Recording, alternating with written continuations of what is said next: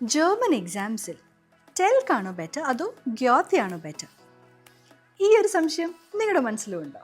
Well, German പഠിക്കുന്ന മിക്ക കുട്ടികളുടെ മനസ്സിലുമുള്ള സംശയമാണിത്. ടെൽക്കാണോ ബെറ്റർ അതോ ഗ്യോത്തയാണോ ബെറ്റർ? എന്നാൽ ഈ വീഡിയോയിൽ അതിനെക്കുറിച്ച് നമുക്ക് സംസാരിക്കാം. ആദ്യം തന്നെ ടെൽക്കും ഗ്യോത്തയും തമ്മിലുള്ള സിമിലാരിറ്റീസ് നമുക്ക് മനസ്സിലാക്കാം. രണ്ടും ഇൻ്റർനാഷണലി ആക്സെപ്റ്റഡ് എക്സാമാണ്.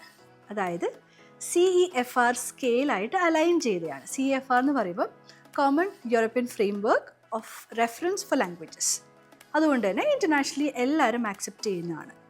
നിങ്ങൾക്ക് ഹോസ്പിറ്റൽഡോം, FSJ, ഓപ്പെയർ, മാസ്റ്റേഴ്സ് അല്ലെങ്കിൽ നഴ്സിംഗ് രജിസ്ട്രേഷൻ ആണെങ്കിലും മിക്ക എംപ്ലോയേഴ്സും ഇത് രണ്ടും ഈക്വലി ആക്സെപ്റ്റ് ചെയ്തതാണ്.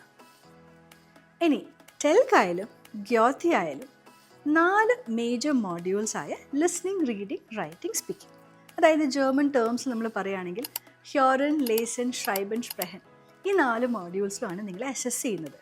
ഒരു ചെറിയ ഡിഫറൻസ് എന്ന് പറഞ്ഞാൽ ടെൽക്കിൽ ലേസൻ്റെ കൂടെ, അതായത് നമ്മുടെ റീഡിംഗ് മോഡ്യൂളിൻ്റെ കൂടെ ഒരു ലാംഗ്വേജ് എലിമെൻ്റ് എന്ന് പറഞ്ഞൊരു ചെറിയ സെക്ഷനും കൂടി അഡീഷണൽ വരുന്നുണ്ട്. ഇതാണ് ഇവർ തമ്മിലുള്ള സിമിലാരിറ്റീസ്. ഇനി ഡിഫറൻസസ് നമുക്ക് മനസ്സിലാക്കിയാലോ? ടെൽക്കിൻ്റെ ഫസ്റ്റ് മോഡ്യൂൾ റീഡിംഗ് ആണ്. റീഡിങ്ങിൻ്റെ കൂടെ തന്നെയാണ് ഈ ലാംഗ്വേജ് എലിമെൻറ്റ് ടെസ്റ്റ് വരുന്നത്. ഈ 2 സെക്ഷനും 90 മിനിറ്റ്സിൻ്റെ ഡ്യൂറേഷനിലാണ് നടക്കുന്നത്. റീഡിംഗ് സെക്ഷനിൽ 3 പാർട്സ് ആണെങ്കിൽ ലാംഗ്വേജ് എലിമെൻറ്റിൽ 2 സെക്ഷനാണ്. അതായത് റീഡിങ്ങിൽ നമുക്ക് 3 സെക്ഷനിൽ 5, 5, 10 വീതം ചോദ്യങ്ങളാണ് വരുന്നത്. മാച്ചിങ് ഹെഡിങ്, മാച്ചിങ് ഇൻഫർമേഷൻ, പിന്നെ മൾട്ടിപ്പിൾ ചോയ്സ് ക്വസ്റ്റ്യൻസ്. ഇനി ലാംഗ്വേജ് പേപ്പർ നോക്കുകയാണെങ്കിൽ അവിടെ 2 സെക്ഷൻസാണ്, 10 വീതം ചോദ്യങ്ങളാണുള്ളത്. രണ്ടും fill in the blank type of questions ആണ്. ഒരു സെക്ഷൻ നമ്മുടെ ഗ്രാമറാണ് ഇവാലുവേറ്റ് ചെയ്യുന്നതെങ്കിൽ രണ്ടാമത്തെ സെക്ഷൻ വൊക്കാബുലറിയാണ് ഇവാലുവേറ്റ് ചെയ്യുന്നത്. ഇനി ഗ്യോത്തെ റീഡിംഗ്, അതൊരു 65 മിനിറ്റ് ലോങ് എക്സാം ആണ്. 5 സെക്ഷൻസ് ആണ് ഈ ഒരു റീഡിങ്ങിൽ വരുന്നത്. അതിൽ മൾട്ടിപ്പിൾ ചോയ്സ് ക്വസ്റ്റ്യൻസ് ഉണ്ട് ആൻസർ ചെയ്യാൻ, fill in the blank type of questions ഉണ്ട്, അതേപോലെ തന്നെ മാച്ചിങ് ക്വസ്റ്റ്യൻസും ഉണ്ട്. ഇനി ലിസ്ണിംഗ് സെക്ഷൻ നമുക്കൊന്ന് കമ്പയർ ചെയ്യാം. ടെൽക്കിൻ്റെ ലിസ്ണിംഗ് 20 മിനിറ്റിൻ്റെ ഒരു എക്സാമാണ്. 3 സെക്ഷൻസ് ആണ് വരുന്നത്. 3 സെക്ഷനിലും നമ്മൾ ഓഡിയോ ക്ലിപ്പ് കേൾക്കുമ്പോൾ തന്നിരിക്കുന്ന ക്വസ്റ്റ്യൻസ് ട്രൂ ആണോ ഫോൾസ് ആണോ എന്ന് മാർക്ക് ചെയ്താൽ മതി. ഗ്യോത്തെ ലിസ്ണിംഗ് 40 മിനിറ്റ്സ് ആണ് ആ എക്സാമിൻ്റെ ഒരു ഡ്യൂറേഷൻ വരുന്നത്. 4 സെക്ഷൻസ് ഉണ്ട്. അപ്പോൾ ഓഡിയോ കേൾക്കുമ്പോൾ നമ്മൾ 3 ടൈപ്പ് ഓഫ് ക്വസ്റ്റ്യൻസ് ഇതിൽ ആൻസർ ചെയ്യണം. ട്രൂ ഫോൾസ് വരുന്നുണ്ട്, മൾട്ടിപ്പിൾ ചോയ്സ് ക്വസ്റ്റ്യൻസ് വരുന്നുണ്ട്, അതേപോലെ തന്നെ മാച്ചിങ് ക്വസ്റ്റ്യൻസും വരുന്നുണ്ട്. ഇനി നമുക്ക് റൈറ്റിംഗ് മോഡ്യൂൾ ഒന്ന് കമ്പയർ ചെയ്യാം. ടെൽക്കിൻ്റെ റൈറ്റിംഗ് എന്ന് പറഞ്ഞാൽ ഒരു 30 മിനിറ്റ് ലോങ് ടെസ്റ്റാണ്. അതിൽ ഒറ്റ സെക്ഷനിൽ ഒരു ക്വസ്റ്റ്യനാണ് നിങ്ങൾ ആൻസർ ചെയ്യേണ്ടത്. ലെറ്റർ റൈറ്റിംഗ് ആണ്. 2 ക്വസ്റ്റ്യൻസ് തന്നിട്ടുണ്ടാകും. അതായത് നിങ്ങൾക്ക് ഓപ്ഷനിൽ ചൂസ് ചെയ്യാം ഏതിന് ഉത്തരം കൊടുക്കണമെന്ന്. ഒന്നൊരു റിക്വസ്റ്റ് ഫോർ ഇൻഫർമേഷൻ ലെറ്റർ ആണെങ്കിൽ മറ്റേതൊരു കംപ്ലെയിൻറ്റ് ലെറ്റർ ആയിരിക്കും. ക്വസ്റ്റ്യൻ വായിച്ച് നിങ്ങൾ ഏതാണോ ചൂസ് ചെയ്യുന്നത് അതിന് ബേസ് ചെയ്തിട്ടായിരിക്കണം നിങ്ങൾ ഈ ലെറ്റർ എഴുതുന്നത്. ഇനി ഗ്യോത്തേൻ്റെ റൈറ്റിംഗ് നോക്കുകയാണെങ്കിലോ 75 മിനിറ്റ് ലോങ് ആണ് ഈ ഒരു സെക്ഷൻ്റെ ഡ്യൂറേഷൻ. 2 സെക്ഷൻസ് ആണുള്ളത്. ഫസ്റ്റ് സെക്ഷനിൽ നിങ്ങൾക്കൊരു ഇമേജ് തന്നിട്ടുണ്ടാവും. ആ ഇമേജിനെ ബേസ് ചെയ്ത് 4 ക്വസ്റ്റ്യൻസും ഉണ്ടാവും. ഈ ക്വസ്റ്റ്യൻസ് ഡെവലപ്പ് ചെയ്ത് നിങ്ങളൊരു ഫോറം പോസ്റ്റ് അല്ലെങ്കിൽ ഒരു ബ്ലോഗ് പോസ്റ്റാണ് എഴുതേണ്ടത്. ഒരു ഉദാഹരണം നോക്കുകയാണെങ്കിൽ ചിലപ്പം ബീച്ച് സൈഡിൽ കുറേ പ്ലാസ്റ്റിക് ഇങ്ങനെ വിതറിക്കിടക്കുന്ന ഒരു ഇമേജ് ആയിരിക്കും. അപ്പോൾ നിങ്ങൾക്ക് തന്നിരിക്കുന്ന ചോദ്യങ്ങൾ പ്ലാസ്റ്റിക് പാക്കേജിങ്ങിനെ കുറിച്ചും നിങ്ങളുടെ ഒപ്പീനിയൻ എന്താണ്, എന്തുകൊണ്ടാണ് ഇത് ഇത്ര പോപ്പുലറായി യൂസ് ചെയ്യുന്നത്, ഇതല്ലാതെ സാധനങ്ങൾ പാക്കേജ് ചെയ്യാൻ എന്തൊക്കെയാണ് വേറെ മാർഗ്ഗങ്ങളുള്ളത്, അതിൻ്റെ അഡ്വാൻറ്റേജസ്, അങ്ങനെ കുറച്ച് 4 ക്വസ്റ്റ്യൻസ് ഉണ്ടാവും. അതിനെ ബേസ് ചെയ്തിട്ടൊരു പോസ്റ്റ് എഴുതണം. ഇനി രണ്ടാമത്തെ ചോദ്യം ഒരു ലെറ്റർ റൈറ്റിംഗ് ആണ്. അവിടെ നിങ്ങൾക്കൊരു സിറ്റുവേഷൻ തന്നിട്ടുണ്ടാവും.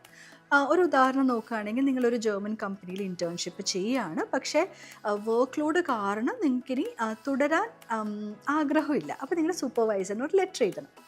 4 ക്വസ്റ്റ്യൻസ് തന്നിട്ടുണ്ടാവും. അത് ഡെവലപ്പ് ചെയ്യുക. അതായത് നിങ്ങൾ കറൻ്റ്ലി എന്താണ് ആ കമ്പനിയിൽ ചെയ്യുന്നത്, എന്തുകൊണ്ടാണ് നിങ്ങൾക്കിത് വർക്ക് ലോഡായി തോന്നുന്നത്, നിങ്ങളുടെ അടുത്ത പ്ലാൻ എന്താണ്, ഈ വരുന്ന ദിവസങ്ങൾ എങ്ങനെ മാനേജ് ചെയ്യാൻ പറ്റും, അങ്ങനെ 4 ക്വസ്റ്റ്യൻസ് അത് ഡെവലപ്പ് ചെയ്തിട്ട് ഒരു ലെറ്റർ എഴുതുക.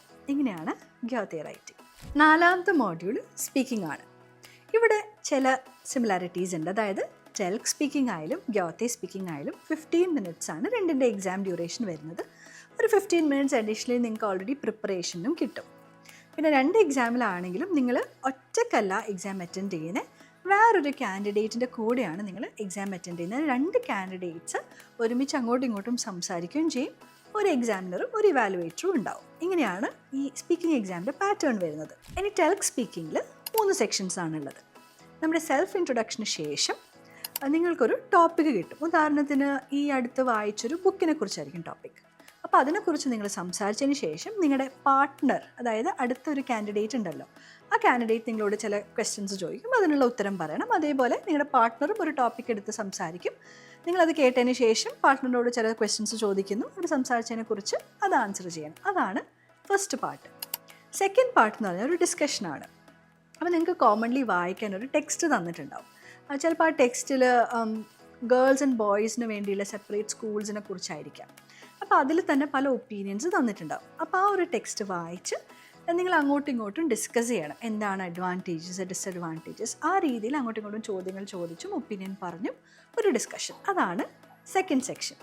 ഇനി മൂന്നാമത്തെ സെക്ഷൻ സ്പീക്കിങ്ങിൽ വരുന്നത് ഒരു പ്ലാനിങ് സംതിങ് ടുഗെദർ എന്ന് പറഞ്ഞൊരു സെക്ഷനാണ്. അതായത് നിങ്ങൾക്കൊരു കോണ്ടെക്സ്റ്റ് തന്നിട്ടുണ്ടാവും. ഫോർ എക്സാമ്പിൾ, നിങ്ങളുടെ സീനിയേഴ്സ് ഒരു ടൂർ പ്ലാൻ ചെയ്യുന്നുണ്ട്, ജർമ്മനി, ഓസ്ട്രിയ, സ്വിറ്റ്സർലാൻഡ് കവർ ചെയ്യാൻ ആഗ്രഹിക്കുന്നുണ്ട്. അപ്പം നമ്മൾ 2 കാൻഡിഡേറ്റ്സും ചെയ്യേണ്ടത് തന്നിരിക്കുന്ന ഇൻഫർമേഷൻ വെച്ച് അവർക്കൊരു പ്ലാൻ സെറ്റ് ചെയ്ത് കൊടുക്കണം, എവിടെയൊക്കെ അവർക്ക് യാത്ര ചെയ്യാം എന്നുള്ളത്. അതൊരു ഡിസ്കഷൻ രീതിയിലായിരിക്കണം നമ്മൾ പ്രസൻറ്റ് ചെയ്യുന്നത്.